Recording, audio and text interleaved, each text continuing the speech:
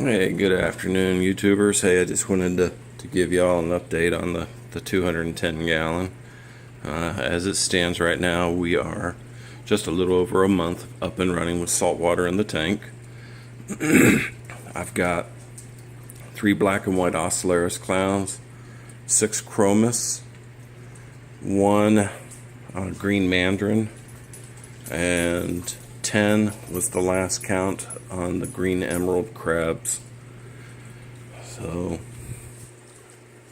got a little bit of hair algae going on in the tank, and I'm thinking that's a result of not thoroughly rinsing the gravel that I had in this tank when it was set up as a freshwater tank. I rinsed it, but I probably didn't rinse it enough, and so I've started doing 5-gallon water changes at a time. I did 3 days of 5-gallon water changes, so that's 15 gallons on this side of the tank. And then next week I'm going to start on the other side of the tank again with 5 gallons at a time.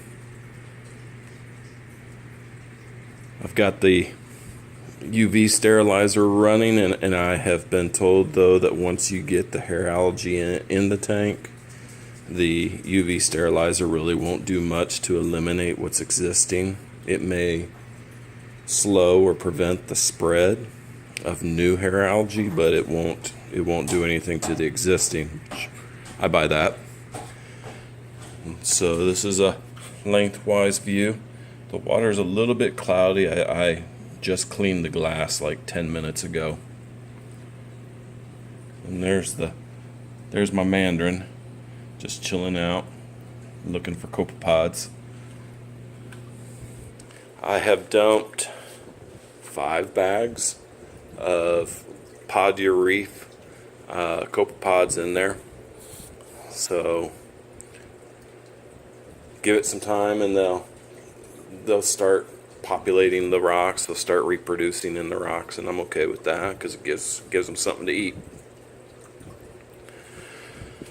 So this week I started messing around with the Apex, trying out new things. I was noticing about 2 weeks ago, I noticed that the ATO would turn on and wouldn't turn off. It's got a sensor of its own, but the level in the sump stays about the same, but the level in the tank keeps going up. So what I did was I added a digital sensor right there just above the water line, and so when the water level in the tank gets high enough that it trips the sensor, it'll turn the ATO off. I got another sensor mounted inside the sump, and so when the water level gets to a certain level inside the sump, it'll turn the top off, and then I don't have to worry about flooding. So we're coming along. It's just taking time, a lot of trial and error, figure out what works and what doesn't work.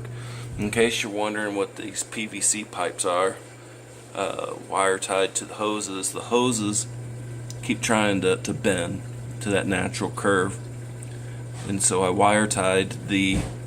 plastic wire tied the PVC pipes to the hoses to help keep them straight. Otherwise it'll try to flip the pumps. It'll try to lift them up so that it meets that curve. And here's the skimmer. It's doing a pretty decent job. There's not a whole lot of nutrients in the water, so it's really not producing a ton of skimmate. But the skimmate that it is producing, instead of having to pull the cup off every couple of days and drain it and clean it, I've got it going into a Voss water bottle, and that's my collection. That's the skimmate from about a week. About every week I empty it just to keep it from stinking too bad.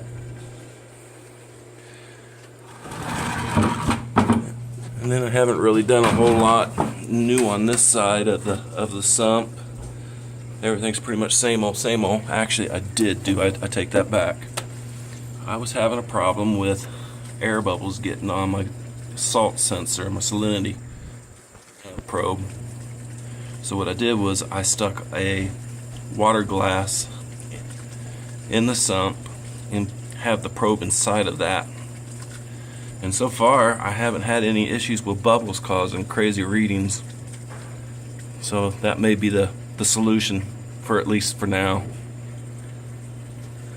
Alright, well that about does it. Y'all have a great day. Take it easy. And like the post.